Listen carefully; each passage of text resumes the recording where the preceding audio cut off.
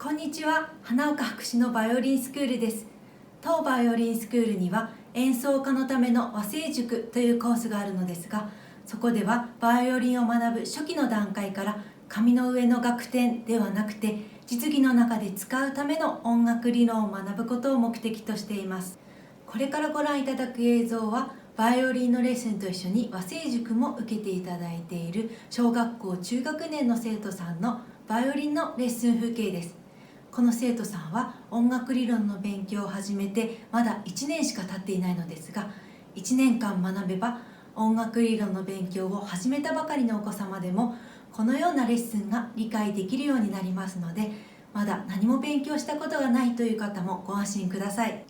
音楽理論を学んでより音楽的な演奏を目指したい方や、普段のレッスン風景を知りたいという方のご参考になれば嬉しく思います。それではご覧ください。これ始まる前のピアノの前奏は知ってる？聞いたことある？ちょっと弾いてみようか。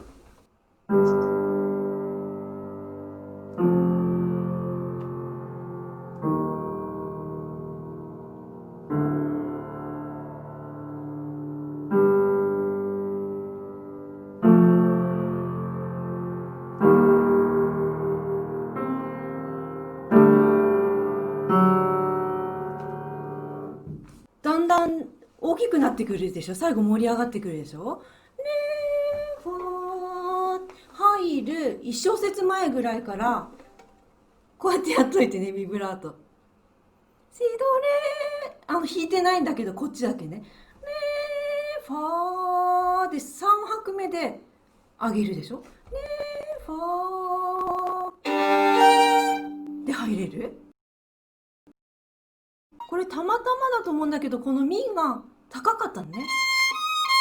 このミっていうのは属句って覚えてる？属句はどんな感じがするんだっけ？そうそうそう、怖い感じだね。怖い感じのその怖さを出してるのがこのミのフラットね。これだったら怖くないけど、このミが入ると怖くなるね。この怖い感じ出してる、これが高くなっちゃうと明るくなっちゃうから、ちょっとこのミ気をつけて。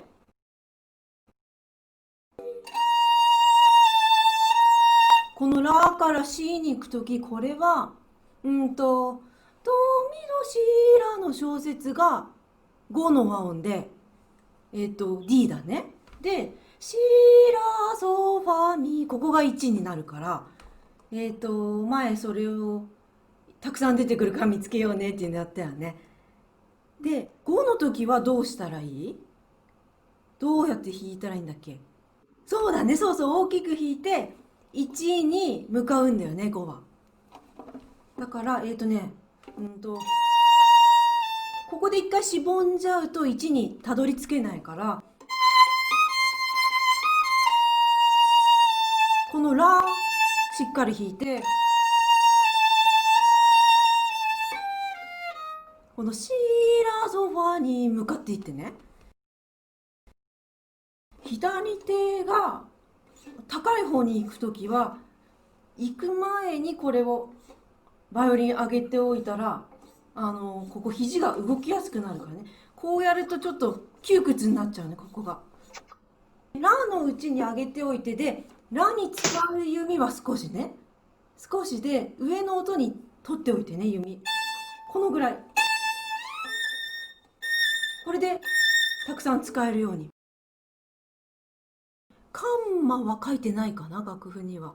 あ、書いてある。そう、ここをつなげちゃったんだよね。なんでカンマがあるかっていうと、その前は何調？ S ドア、S モール。S ドアは明るくて、S モールで急に単調になるんだよね、そこ。だから、びっくりしてね、弾きながら。ここまではまだキラキラしてるでしょ？で、急に悲しくなるから、そこ、一回間取ってね、カンマ。で元に来たら、弓を上げてちょっと真ん中に持ってきてね。元から始めると大きくなっちゃうからね。ラシラドレレでレが2つあるよね。レレ2拍目と3拍目、144小節目ね。2拍目のレは終わりの音ね。ここで終わり。で次はこれは始まりの音ね。ここに向かう音だから、2拍目のレは弓を少しにしようね。3拍目は次に向かうエネルギーがあるからたくさん使っていいよ。ファミっていうのは何度ですか？音程。あ、そう、7度ね。7度、7度。で、2度とそれをひっくり返した7度もぶつかった音がする。あんまり綺麗じゃないね。ここぶつかった音だからちょっと、イオンみたいな感じね。ぶつかった音は、ちょっと強く出して、で、6度は綺麗だから、で、その後もずっと同じようにぶつかって綺麗になって、ぶつかって綺麗になって、ぶつかった後に解決だね。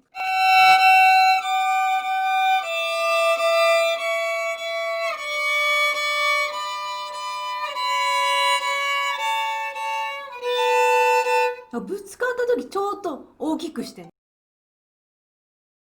何拍子ですか？一楽章は。1、2、3、4ってやってみて。で、上に上がる時が裏拍っていうのね。拍の裏。下に下げる時は拍の頭ね。で、上に上げる時は裏拍。上に上げる裏拍は軽くしたいの。これは3の裏だね。ファー、ファソーラタラータ。上がる時だね。タラータ。このファーは軽くしたいので、これちっちゃくね。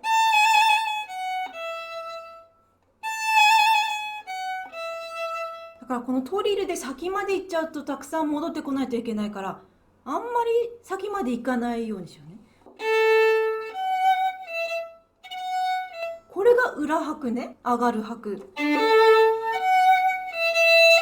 だから、ファーで浮き上がったら、ミは大きくしないでね。で、次も、タン、タタン。もうちょっと弾もうか。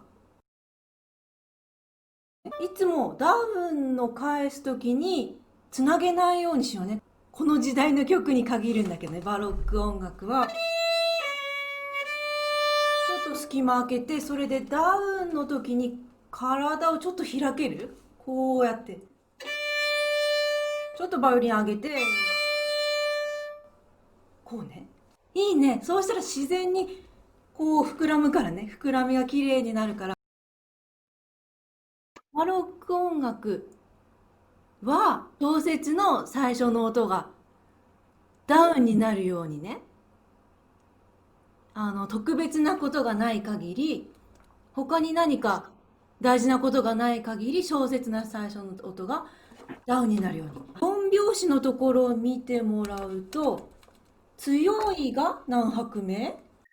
じゃあ順番つけるね。その次に強いのは1が一番優先だけど、1と3をちょっと重くしたいから、ほとんど1と3がダウンに来るかな。何もなければね。どれも、ドが重くて、レは裏拍でしょ。ドレ、ここはで切らないで、1は長くね。で、その後も、ソミも1拍目長くね。で、裏は軽く。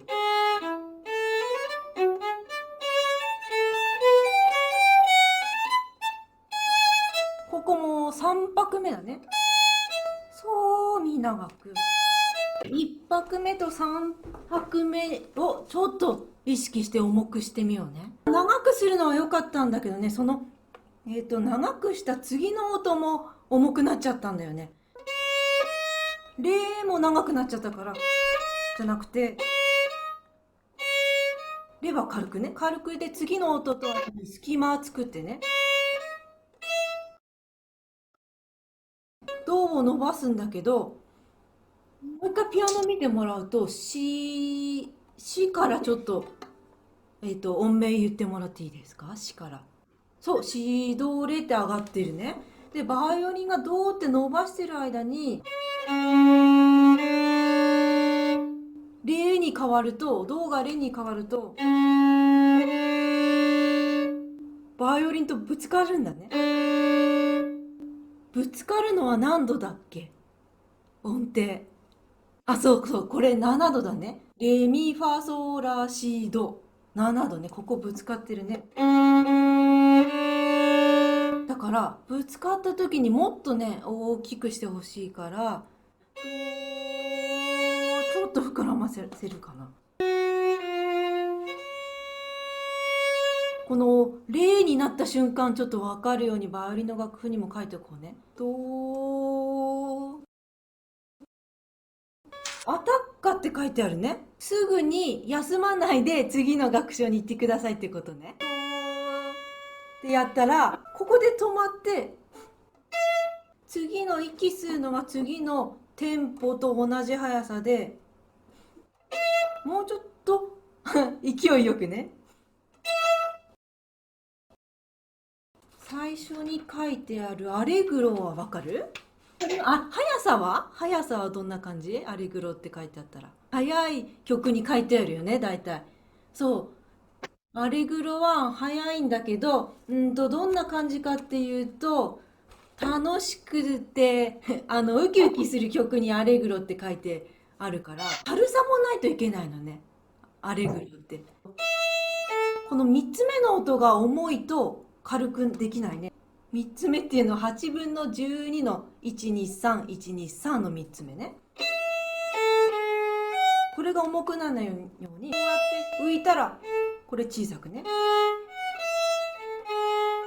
パッカパッカパッカパッカっていうリズムだからね、馬の。そのさ、スラーでまとまってるのがいくつある？そう、だからこれ4拍子で数えてね。1、2、3、4。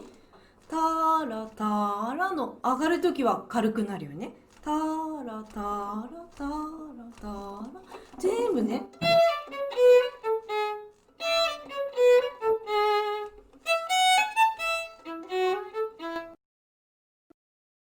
ヘンデルはね、ピアノの右手は人によって違うので、左手の一番下のバスね、バスって言うんだけど、通奏低音って言うんだけど、チェロもね、一緒に弾いてたんだよね、そこ。一番下の音を読めるかな？これは順番に上がってる音が飛んでないね。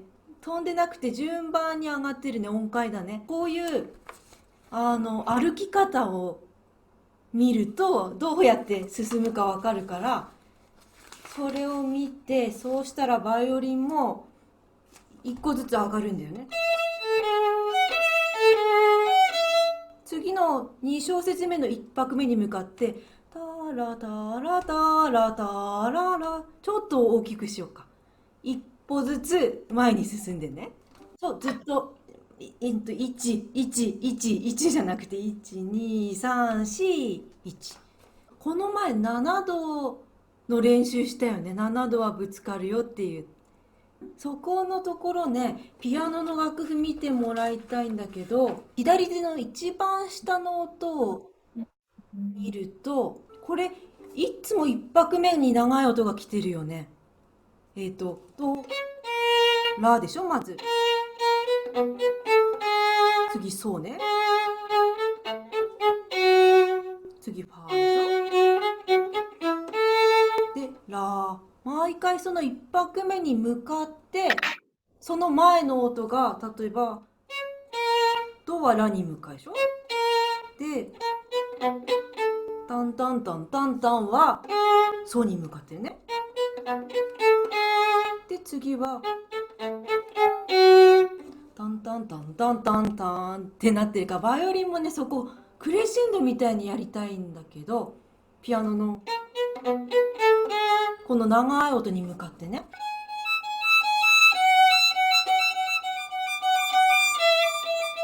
ゆっくりやるとこんな感じで、